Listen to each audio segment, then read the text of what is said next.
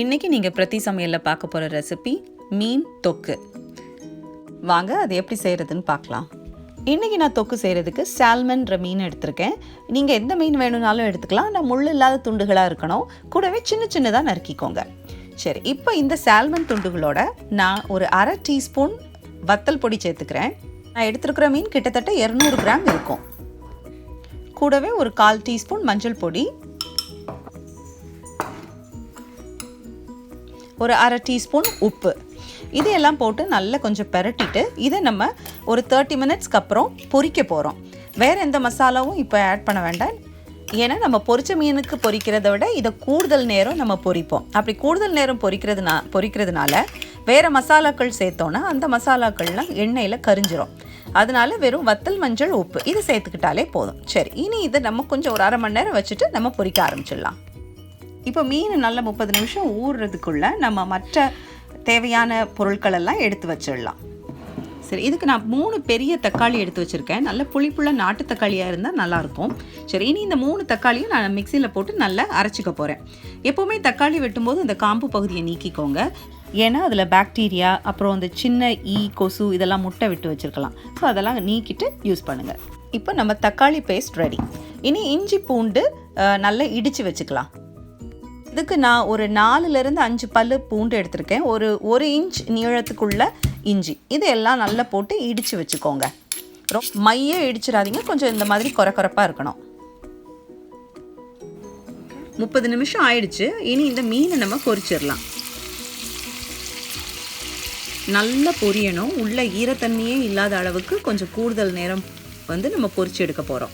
ஏன்னா தொக்குனாலே ஒரு குறைஞ்சது 30 நாளாவது நமக்கு சாப்பிட்றதுக்கு இருக்கணும். அப்போ ஈரத்தன்மை இருந்தால் அது சீக்கிரம் கெட்டு போயிடும்.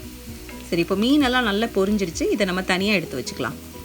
தொக்குக்கு மசாலா ரெடி பண்ணிடலாம். இதுக்கு ஒரு கடாயில் 1/4 கப்பு நல்லெண்ணெய் இல்லாட்டா வெஜிடபிள் ஆயில் இருந்தாலும் போதும். இதில் ஒரு 1/2 டீஸ்பூன் கடுகு, ரொம்ப கொஞ்சமாக வெந்தயம், நீங்கள் வேணும்னா கொஞ்சமாக ஒரு 1/4 கப்பு போல் நீளமாக நறுக்கி வச்ச வெங்காயம் சேர்த்துக்கலாம்.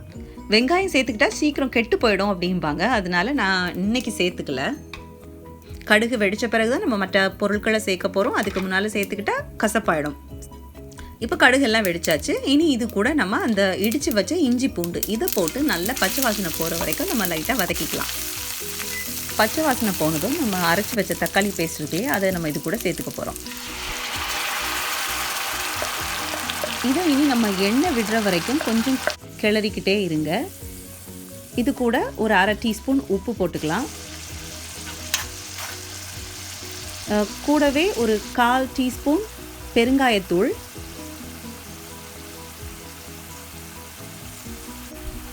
கால் டீஸ்பூன் மஞ்சள் தூள், 1 டீஸ்பூன் ஜீரகத்தூள், 1/2 டீஸ்பூன் வத்தல் பொடி. உங்கள் காரத்துக்கு தகுந்த மாதிரி நீங்கள் கூடவோ குறைச்சிக்கவோ செய்யுங்க. இப்போ இந்த மசாலாவில் உள்ள பச்சை வாசனைலாம் போகிற வரைக்கும் இதை கொஞ்சம் நல்லா கிளறிக்கோங்க. கொஞ்சம் எண்ணெய் விட தொடங்கினதும் நம்ம பொரிச்சு வச்ச மீன் இருக்குல்லையே, அதை இது கூட நம்ம போட்டு நல்லா கிளறிக்கிறோம். நம்ம பொரிச்ச மீன் எல்லாமே அந்த மசாலாவில் நல்லா ஊறி பாருங்கள், அந்த எண்ணெயெல்லாம் நல்லா விட்டு வெளியில் வந்திருக்கு. இது கரெக்டான பக்குவம். கூட இந்த நேரம் நீங்கள் கறி லீஃப் இருந்துச்சுன்னா அதெல்லாம் போட்டு நல்ல ஒரு கிளறி இறக்கிடுங்க. அவ்வளோதாங்க, நம்ம மீன் தொக்கு ரெடி. இது 2 மாதம் வரைக்கும் கெட்டு போகாமல் இருக்கும். ஆனால் ஃப்ரிட்ஜில் வைக்கணும். ஸ்பூன் இந்த மாதிரியெல்லாம் போட்டுடக்கூடாது. இது சப்பாத்திக்கு தொட்டு சாப்பிட ரொம்ப அருமையாக இருக்கும். நம்ம எல்லோரும் காலையில் அவசரமாக வேலைக்கு கிளம்பும்போது இந்த மாதிரி தொக்கு இருந்துச்சுன்னா தோசைக்கோ இட்லிக்கோ சப்பாத்திக்கோ தொட்டு சாப்பிட்டுட்டு வேகமாக கிளம்புறதுக்கு நமக்கு ஈஸியாக இருக்கும். லஞ்சுக்கு கூட இதை பேக் பண்ணி எடுத்துகிட்டு போயிடலாம். ரெசிபியை நீங்களும் ட்ரை பண்ணி பாருங்கள். ட்ரை பண்ணி பார்த்துட்டு எப்படி வந்ததுன்றதை எங்களுக்கு காமெண்ட் செக்ஷனில் சொல்லுங்கள். கூடவே மறந்துடாமல் லைக் பண்ணுங்கள், ஷேர் பண்ணுங்கள், சப்ஸ்கிரைப் பண்ணிவிடுங்க. தேங்க்ஸ் ஃபார் வாட்சிங். பாய்.